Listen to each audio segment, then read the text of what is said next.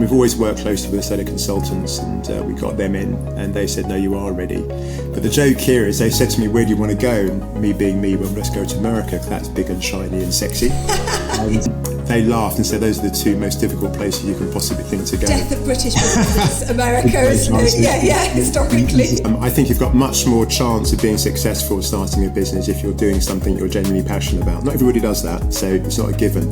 But I think you're much more likely to succeed. Now, that's an example, which is, and what's learning from that, which is really stick to your values. Really do not compromise on them. That was a good slap wake-up call for that one. Hello and welcome to Inspired Sounds, Rathbones' exclusive podcast dedicated to supporting and empowering entrepreneurs. In each episode, we dive into the journey of inspirational entrepreneurs and founders who we invite to share the thrills and spills of their own journey. We hope you enjoy listening. Hello and welcome to Inspired Sounds. My name is Rebecca Tunstall. I'm one of the investment directors at Rathbones. And today I'm delighted to be joined by Paul Thompson of Water Babies. Hello, Paul. Hello. Pleased to be here. Thank you so much for coming. Just to kick us off, Paul, can you tell us a little bit about your business? Yeah, Water Babies is a clue in the title, baby swimming company. But we specialise in under ones. Our youngest client was 1 day old, so real specialisms in that. We provide swimming lessons, underwater photography, that Nirvana shot that people have seen, we do that, and products. Those are our three main services. And we do it all through a network of franchises. We're a franchisor. So we have a network of 76 franchises now in 6 countries, from America to China. It's hard to believe now. And yeah, we teach about 80,000 clients a year, 50,000 a week ongoing, 80,000 clients a year across that network of franchisees. And how did you come up with the idea of Water Babies? Oh, it's a long story. The whole story is an hour and a half, so I won't do that to you. the like 5-minute version, Paul. This is the 5-minute version. I say it's an hour and a half. I know that because we have a little tradition in Water Babies. Everyone that comes and works within the company, I'm very people-centric, and everyone that comes to work, they hear the history talk. So I sit down and I have a good natter with everybody and tell them all about it. But it actually is very random, like lots of these things are. My background was actually surveying. I was a development director for housing associations. So I had a completely different lifestyle. And I was living in Brighton at this time in my life, had a very nice job, had a bit of a yuppie lifestyle, newly married, all that sort of stuff, flat overlooking the sea, life was great. And I was at a board meeting one night and talking about some sexy project we were trying to do in Brighton, talking to a load of old committee members who didn't really understand what I was talking about. And my life changed over a split infinitive. One of them said, "Hey, Paul, there's a split infinitive in your report." And I went, "That's really interesting." And half an hour later, they were still talking about that. And my daughter had just been born. She was a couple of months old, and I wasn't seeing her. And I just thought, here I am talking to a bunch of idiots about split infinitives, not seeing my daughter. Don't want to do it anymore. And I went home that evening and told Jess I wanted to hand my notice in, and we did. So we went from yuppie lifestyle, brand new baby, to absolutely Zippo. Brave. I handed it in the following week. And then we went, what are you going to do? So then, okay, I'll go and be a scuba diving instructor in the Caribbean. Totally random. Never lived in the Caribbean. Went off there, got wiped out by a hurricane, came back home, had nowhere to live for all sorts of reasons I won't bore you with, moved in with my mum and my new family, and ended up being a stay-at-home dad, and then started taking my daughter to various activities around London, one of which was baby swimming. And that's where I first came across it, and ended up being a teacher for them. And I've just realised I was born to do it. I never knew that about myself. I just had this natural empathy for the parents and the carers. I'm very entrepreneurial, so I started looking at the industry, and I found just a very well-meaning industry, but quite amateurish, if I'm being honest. And it was not very professional. And I just thought this could be done better. And then we set up Water Babies about a year and a half later, moved to the north of England and set up Water Babies, and then off it went. I do. It's such an emotive thing, Water Babies, I think, isn't it? You must get, because I remember when we first met, I think I basically gushed all over you for a while. You're allowed to. Because I'd use Water Babies. Do you find that people constantly come up to you with their Water Baby stories? They do, because I always get slapped by my wife and my family because I'm very I brush off what I do, but actually it's very powerful what we do. Yeah. And it's the very first thing you can possibly do with your child. Our youngest client was a day old. And that's at the time when you're, as a parent, really you're most vulnerable. And I always had this little saying when I'm talking to new teachers, because lots of them have been our parents, been our mums, and I always say, remember you took your baby, your little most precious thing in the world, and you came to a water babies lesson in less than 20 minutes. You gave it to a complete stranger wearing a blue top who sent it back to you under the water. And they all start crying because it's really emotional. And so people bond with us because there's a lot going on at that time of their life, and they're feeling very insecure about this new thing they've got and this creature, and am I going to be a good parent? And lots going on. And plus we're doing amazing things. They're looking at their little babies swimming around on their own underwater. I mean, it's pretty like, wow, it's overflowing. So people really do passionately fall in love with us. And the other reason they do is that we are very genuine. I'm not, money's important, it's not what drives me. I'm very people-centric, and that just runs throughout Water Babies.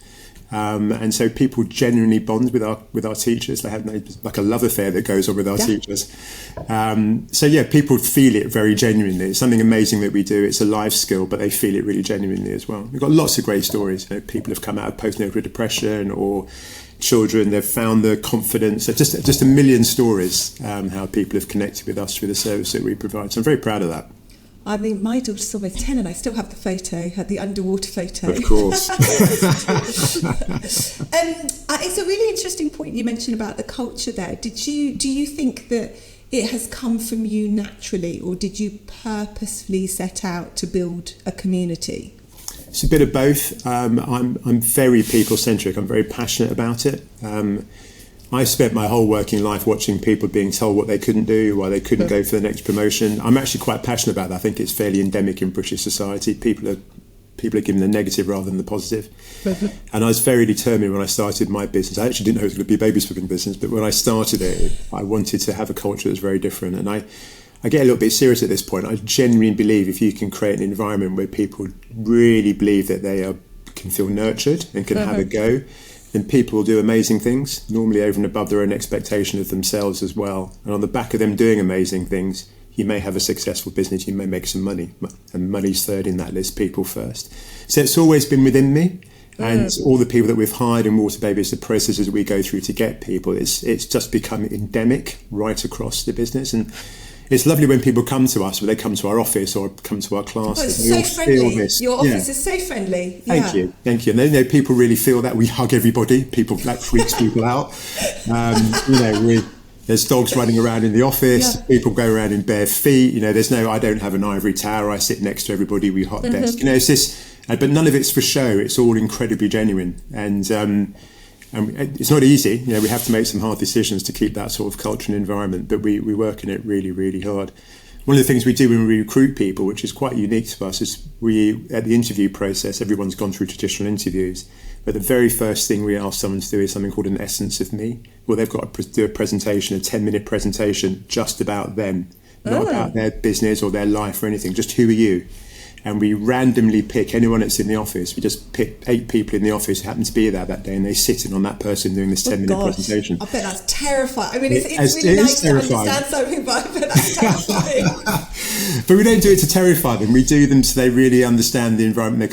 Everyone they love doing it at the end. They always go, no one's ever asked me to do something. I had to really think about myself. And it's amazing the presentations you get. I've had people standing on their heads and baking cakes and all sorts. And, so it just shows it's something we take really seriously.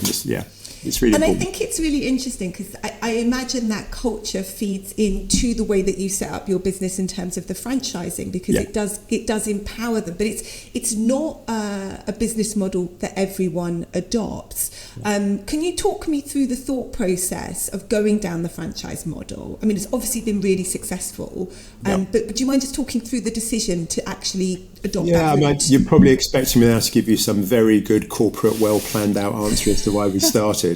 And I think, like lots of entrepreneurial businesses, that's not what happened at all.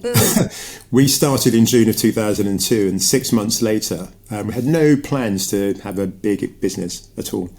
And 6 months later, I got approached by my sister-in-law, who was living in Bristol. We were based in Leeds at the time. She was living in Bristol. And 2 friends of mine, college friends of mine, based up in Edinburgh. And they just approached me completely randomly out of the blue, unsolicited, within the same week. So it's incredibly freaky, and said, we'd like to get involved. And we all knew each other, so we had a meeting. We got together, had a long weekend together. We just laughed, thinking, where's this going to go? And they did. And so we looked at different business structures, and I kind of bumped into franchising, searching around how do you grow a business. And it just kind of resonated because I'm pretty anal about systems and process and controlling quality and being the best you can. As a franchisor, you get to do that. As a franchisee, you get a support structure. You're not on your own. That suited them. So, we gave that a go. We kind of made up our own franchise system with those two, a bit of a DIY, and they were very successful instantly. So we professionalised ourselves very quickly, got a consultant, but we realised it was a mechanism that was going to work for us. And also the people-centric thing, again, it suited that. So we kind of stumbled into it. But once we stumbled into it and we realised it was going to work, then we got very serious about it and became very professional about it. We're now, I'm not sort of bragging, but we are regarded as one of the country's leading franchise systems, and I chair the BFA, so I think we must be doing something okay in that side. And then obviously you decided at a point to go internationally, and I remember seeing some photos of one of the China, one of the, I don't even know what to call it because it's so enormous. Yeah. It's that you have in China, which is absolutely incredible. What made you take the leap to move internationally, and why did you choose the countries that you now work in? Yeah, we were pretty successful in the UK. We hadn't got universal coverage in the UK at this time. This is around 2007-8. But we used, so we thought, what else we're going to do. But at the same time, we're having these thoughts. We've always got inundated around the world from inquiries, always. And there were periods in our history where the phone used to just ring regularly every week. Can you come here? And my favourite one is, can you come to Mauritius? So we've always had people inbound wanting to take us abroad. And we got to a point where we thought, sort of a critical mass of this happening, we thought we were ready. And we've always worked closely with a set of consultants, and we got them in, and they said, no, you are ready. But the joke here is they said to me, where do you want to go? And me being me, well, let's go to America, because that's big and shiny and sexy. And, Australia, I quite like the idea of that as well. That's also sexy. They laughed and said those are the two most difficult places you can possibly think to go. Death of British businesses, America, isn't it? Yeah, historically. All the regulate everything. I had a very steep learning curve. You need to learn how to do it. You need to go to Ireland. So I was like, okay, right, Ireland it is then. So we went to Ireland in 2008, and we started in Ireland at the same time as the world economic crash. But it was our most successful growth ever. They went from teaching 0 to 1,000 babies in 1 year, and it took our first franchise in the UK 2 years. It was just off the chart, amazingly successful. In fact, they ended up on the telly with the Irish Prime Minister, the Taoiseach, as an example of the business doing well in Ireland. Amazing. So we did very well in Ireland in the worst circumstances, learned how to be an international franchisor, all the things you have to do. And then we had a strategic conversation again with our consultants, and the strategy was go to Canada as a stepping stone to the Americas, go to Germany as a stepping stone into mainland Europe, and to learn how to be in a non-English speaking country, and go to New Zealand as a stepping stone to Australia. And we gave ourselves, and the Netherlands, it was like a quick win in franchising. So we gave ourselves 4 countries, but with a real strategy for going there. And we gave ourselves 2 years to get into 2 of them, and we got into all 4 of them in less than 2 years. And then we're off and running internationally, genuinely. And do you think that is, a product of the team around you, or some luck? I think it's a bit of everything, isn't it, when you do your own business? So I do believe in the old saying, the harder you work, the luckier you get. That is very true. And we always work incredibly hard. I was going to say bloody hard. I'll say bloody hard, really hard. People are really passionate. We put a lot of work into what we do. But also you've got to find the right people as well. Some of the partners that we discovered, obviously we worked hard to try and get the right people. What we did, and there's some luck involved in that. There's a funny thing we always say in Waterbase. We think about doing something like going to Ireland. The phone always goes off. People tend to find us at exactly the time we're thinking of doing something. It's so weird, actually. If you go into our office and just go up to any of the team and ask them, they go, yeah, the phone goes off when we think about doing something. It's really bizarre. I don't know what that is. So it's a mixture of, putting yourself out there, bit of luck, finding the right people. It's a mixture of everything, isn't it? But also, you break eggs. We've made mistakes. We're far from perfect, and you learn. I mean, from that's that a great process as well. opportunity, Paul. If you'd like to, just for the people listening, maybe talk about a couple of the things that haven't worked for you, and maybe what you've learned from those things. Like, I've got so many, but just one or two things that have maybe changed the way that you've done things. Yeah, I think that I say to people a lot, actually, when they talk to you about setting up a business, I think there's always this view that if you've got a successful company, that it's all been plain sailing, you must be some super person, and it's not like that at all. A lot of it, you're doing things for the first time, you're bumbling around in the dark, and you just make a lot of errors. You do. And I think the key thing is to learn from those errors and improve on that. So lots of examples of that. So, I mean, one thing that we did, what can I think of? We once chose a franchisee, for example, where we kind of compromised on our standards. We thought, just for a commercial reason, and it's something we promised ourselves we'd never do. We did, and it instantly backfired. And it took us a long time to extricate ourselves out of that. And it was sort of almost culturally damaging, going back to the people thing as well. So, it can have quite an impact. Everyone else who's of a certain standard goes, why have you done that? And you changed your values. And so we had to, that's an example, which is, and what was learning from that, which is really stick to your values. Really do not compromise on them. That was a good slap wake-up call for that one. And I think also we went into, I can think of, you're talking about an international story, and actually we tried our international journey. Before that, one of our teachers went to Australia and asked if they could take water babies over there. This was about 2005, about 3 years before we did it properly. And we did, we gave them a license. And actually in franchising, because we were still relatively green back then, it was an example of exactly what you shouldn't do. You hadn't structured yourself properly, you kind of weren't ready. chased the beach idea. And so, we had to learn. We learned from that. We ended it in very good terms. We're still good friends to these days. But that was an example of not doing it well and making sure you do things well in terms of franchising. So that's just a couple. I could give more, but that's just, there's a couple. But I think it's important for anybody who's running their business. Just don't beat yourself up when you make them. You're going to make them. So it's a learning experience, isn't it? It totally is. Yeah. Yeah, it totally is. And more recently, you've started to set up some of your own centres. So you're still continuing the franchising, but you have some of your own centres.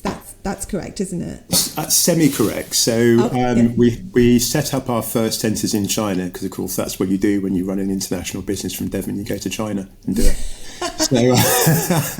So we did that through our master franchise, and we have. We've always had the ambition to completely own one of our own aquatic centres, and we wanted to do that in the UK. And we were incredibly close to doing it. We actually had a project going off the ground, then COVID hit, and then post-COVID, Liz trusted her magic, and the economy went south, and the world turned flat. So we couldn't afford that. It became uneconomic, so we've had to pause that. But we've done something in the middle where we've taken out things that we've pretty well built ourselves, but on long-term rents, but other people still own the facility. So we're inching our way there. So we're very close to having our own census for the first time in the UK.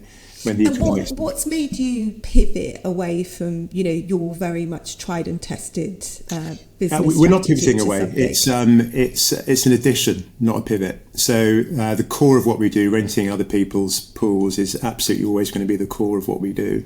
But we're at a point now where a franchisee, because our franchises are quite large, they teach anything from 1,000 to our biggest one is just like 3,000 clients a week. 3,000 a week, wow. Yeah, and they've got a tight geographical area. So we're in a sort of unique position where we know where all the swimming pools are, and we know that the clients are there. And one of the weaknesses of our model, it's a strength and a weakness. It's a strength that we don't have to go and lay out capital to have our own centres, but also it's a weakness because we're at the behest of those centres. They can leave us, they can drop at any time. Other facilities can go wrong or whatever. So that's an issue. So if you think about all these businesses with this concentration of clients in this geographical, we know if we could actually build a centre there in that point, and we could fill it, and therefore it becomes an anchor for that business. That's their anchor. They know it's theirs. They're in control of it. It's never going to go anywhere, but they're still going to be renting all the other pools around it. So that's how we've seen it. It's just an addition, extra bit of security, bit of an anchor. That's the idea. And the future of Water Babies, where do you see the business in the next 5 years? Take over the world, of course. Of course, Paul. Well, we're always ambitious, so there's just always lots going on. So we do want to spread further around the world, but we're very calm about that. I mean, I told you the countries that we strategically went for, but we've also got into America. We bought a swim school in America last year, and that's going really well for us, and we intend to roll out across America.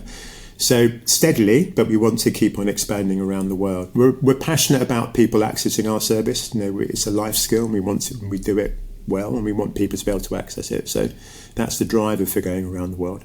So we definitely want to do that. But also we want to expand our offering. So we've actually just launched something called Oceans of Imagination, which is like an immersive Disney-esque world which we've created for our clients. It's a whole new way of engaging with the world of swimming. In fact, we've launched it to our clients this week, so it could not be more live. Fresh, yeah. We've got 5 cartoon characters, and I joke with the team, but I'm not really joking. I mean, one day we will see ourselves going down the red carpet at the Oscars as we getting the gong for our cartoon that we've just sold around the world. So there's always something mad. We're looking at sensors. As I say, we're going down this route of Disneyfication. We're looking to expand our program. We're going to go into prenatal, which we've tried before. We're going to go back to that. We're going to go into slightly older age groups, go to the age of 10. There's always something going on. So it's just not standing still, really. Just what's the ambition in the next 5 years? Just keep on going, keep on growing, just take the next opportunity that's there. So one of the things I love to ask is if you were at the beginning again, knowing everything you know now and how hard it would be to get to the place that you are, would you start again? Yeah, I get asked this a lot, and I always say to people, remember what it was that you were passionate about that made you start it. I think you've got much more chance of being successful starting a business if you're doing something you're genuinely passionate about. Not everybody does that, so it's not a given. But I think you're much more likely to succeed. But if you always bring yourself back to that centre point when things get harder, they go difficult, or when they go well and you're trying to celebrate, if you always remember that's what it was always about, that will always drive you on, that will always pick you up or give you the extra pat on the back. And I was really passionate about what we do, and that's always been in my heart. And I've always thought about that, as I've gone through any kind of process or times at Water Babies. So that's my number one advice: be true to that, hold on to the passion, remember why you're doing it. And I suppose the other thing I would say very quick, it's almost aligned to that, is really back yourself. You will get a lot of advice from a lot of people, and you should get a lot of advice from a lot of people. But ultimately, you know what it is you're trying to achieve. You know what it was that got you up that first time to start this business that you've started. So back yourself. And sometimes you can be on your own doing that. I can think of a few occasions where it's just been me going against everybody else. No, we've got to turn left. And that's quite a lonely place. But 9 times out of 10, you'd be surprised you're right. Back yourself. Doing this and talking to people, it's been really insightful how brave you have to be. Yeah. And I think that's the word that I would say, like having done this with a number of people now, is that the bravery in the face of all odds. You could call it bloody mindedness. The bravery in the face of all odds is one of the key characteristics that I think really carries across. Yeah. And my final question to you, Paul, for someone who's trying to grow their business, what do you think is the sort of most important thing to focus on? Is it the team around you? Is it the strategy? For you, what do you think has been the key to growing a successful business? I'm sorry, it's a very big question. No, it's a good one as well. I think I can answer it. I think it's team. It is team. So, when you're growing a business, obviously you are having to employ more people. You're bringing more people into your organisation to grow that business. And every business, no matter what it is as good as the people it has within it. So team is everything. And I'm a real believer, as we go back to the people thing about doing that, really, really empowering people. But I suppose that, and it's a bit of a cliche answer, but I've heard others say it, and I agree with it, is you want to employ people who are better than you. Yeah. So, you can't do everything. You don't know everything. You're not a marketing expert and a finance expert and a digital expert and an IT expert. You can't possibly be everything. But if you want to have a successful business, you want the best you can get in those areas. Perfect. So always try and employ people who are better than you, and let them have their head, and let them run, trust them. All easy to say, difficult to do. Yeah, I imagine. And I think, you know this about our story, Rebecca, that I was incredibly lucky that I got a chief executive back in the day, Steve. And the sad story of Steve passing away during COVID. But, the two of us ended up being very, very close, like brothers. Yeah. And so there comes a point in the growth of your business as an entrepreneur when you may well have to get the step of getting a chief executive in. And that's probably going to be the most important appointment you ever do. And you absolutely want that person to be better than you. I think one of the things I realised that very early on, I think lots of entrepreneurs will say this, is that entrepreneurs are brilliant at starting things. They're probably not the best at running them. I think I'm okay, but I'm not the best. It's not, I don't think I'm terrible. But if I could start something, I'd sooner do that. So there comes a point. You also were different, weren't you? Yeah, they're different skills. Yeah, absolutely. Yeah, they're different skills, and getting a chief executive in or a person that's senior like that—that's a skill set you really, really want. And we melded very well because we had this madcap entrepreneur. What the hell are you going to do next, Paul? And this guy going, right, we need systems, processes, order, and organisation, and we crossed over really, really well. So good people and employ people better than yourself. We were laughing earlier, aren't we? I'm actually not even in the country now. My team essentially run Water Babies, and I think that's the marker. It's not when you start your business. I was always very determined that if it was going to be a genuine business, it wouldn't be dependent on me as the founder. A genuine business doesn't need you as the founder. Make yourself redundant, basically, and then you've got a genuine business, and you've got the right team. I actually think that's really insightful of a founder, and actually a really difficult thing to own, that actually the mark of a success is actually if you can walk away and they don't necessarily notice. Yeah. But it takes, I think it takes a certain type of individual to be able to do that, and not be so caught up that they can't take that step away and realise that it's about the business and not necessarily them. Absolutely. I think the other thing I'd say is, selfishly for founders, also there comes a point you're going to think about exiting. That's going to come a point. Not for everybody. Some people want to pass it on to their family, whatever. But if that's even in that instance, frankly, you're not going to be there doing it when you're 90. So at some point, you've got to make yourself redundant from that business. And it's interesting, this as well as I do, Rebecca, if you're going to sell your business or pass it on to somebody else, whoever's going to take it over, particularly whoever's going to buy it, they want to know that it can run without you. So you have to make yourself redundant at some point, and people often leave that far too late. Yeah. So, but if you want to be selfish about it, that's another reason for making yourself redundant. Paul, thank you so much for your time today. I enjoyed it. Thank you for joining us. This has been Inspired Sounds. Thank you for joining us today. We hope you've enjoyed listening and watching. To tune in and meet our next exciting guest in the Inspired Sounds series, press the follow and subscribe button. Goodbye.